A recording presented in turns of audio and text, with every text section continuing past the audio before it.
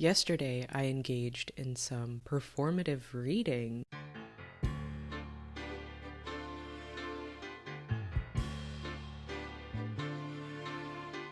I rolled up to a hipster coffee shop, ordered a cappuccino, parked my butt at a table, and read for several hours. Part of what made it performative is that I own a Kindle copy of this book because it was so long that I was getting tired of lugging it around. But that day, I decided that I wanted to read the physical copy, and I even took out a pen and underlined sentences as I read that really struck me or that I wanted to come back to. I did all of this at the coffee shop. I felt slightly self-conscious while I was doing this because I knew that there wasn't any part of this that needed to be happening the way that it was happening. I didn't have to be at that coffee shop to begin with. I have a French press at home.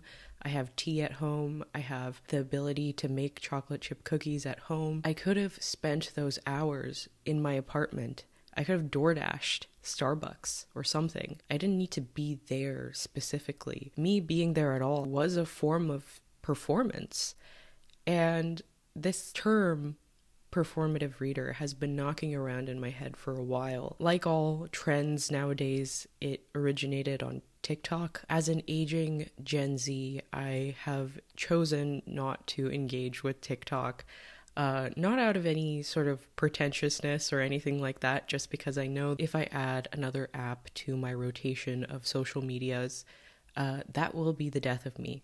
I cannot afford to be on TikTok. It seems like our culture is more and more becoming influenced by the things that are happening on TikTok. And generally, I ignore these trends because they tend to be sort of superficial. These terms like pick me are more like cultural shorthand ways to describe people that specifically annoy you. And ultimately, I don't know if these terms have any weight to them because they're so nebulously defined. The term performative reading, there's no definition for it. It really is just a vibe of this person is out in public on the subway or at a bar or at a restaurant and they're reading a book. It's referring to the performance of that, of them projecting themselves as a reader in a public space. So there I was at the coffee shop reading my book, and I felt that twinge of embarrassment or self-consciousness, and I felt like I'm a performative reader right now. Luckily, I have the wherewithal to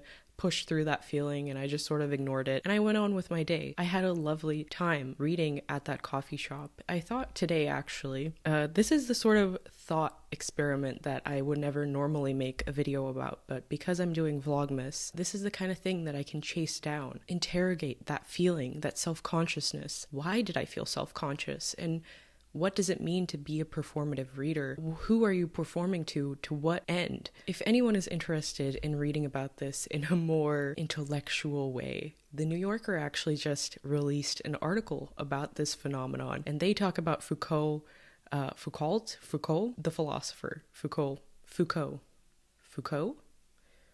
that guy. They talk about philosophy and all of these different angles, and if you're interested in a more intellectual take on this phenomenon, go check that out. In this video, I'm more interested in talking about myself and my own feelings. I'll just cut to the chase. I obviously don't think that performative reading is a thing because, first of all, barely anyone reads, and second of all, I think more and more it's really easy to become isolated. I had a lovely day, and part of why that day was lovely was because I was in the company of other people. Yes, I was at a coffee shop. I didn't need to be there. I could have just, drank my coffee and gone home and read at home. But part of the enjoyable experience of reading this book was being in the middle of other humans who were also reading, who were working on their laptops, who were talking to their friends, having conversations. The din of the cafe really helped me to focus. There was also an element, I think, of almost like peer pressure where I had this book out. I almost was like, now I can't go on my phone because all these people are going to see me having this book out and being on my phone.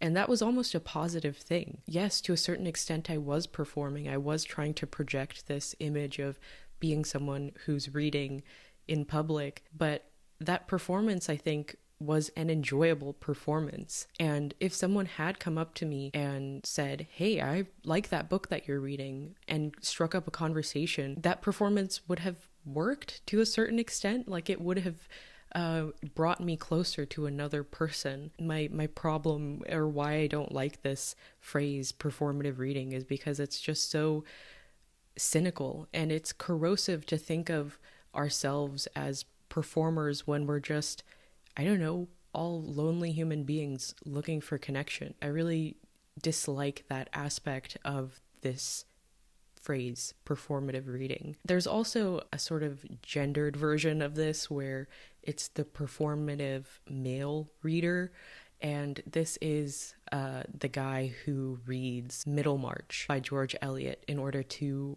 be perceived as more progressive or different to other guys. And I find this really interesting because it's almost like the male version of the girl who gets into bands and is accused of only liking bands so that she can look cool to guys. And it's just one of those meaningless phenomenon that people talk about, and it doesn't mean anything. But again, interrogating that a little bit further, so what if a guy reads Middlemarch just to impress a girl? If he's actually reading it, he might learn something, you know? And like, I won't say that I've never done anything in order to impress another human being or in order to get them to like me. If we all stopped doing things in order to impress other human beings, like, how many couples would have never formed? How many people would have never dated?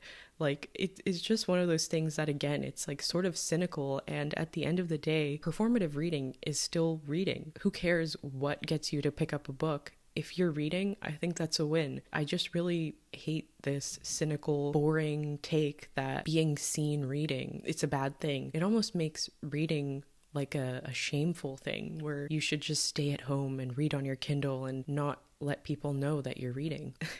That's all I have for this video. Just a little rant. Let me know your perspective on performative reading. I don't think I've said anything too crazy in this video. It's all pretty obvious, and at this point probably the discourse has played out, but I thought I would share my 2 cents. Thank you so much for watching. I will see you in the next video.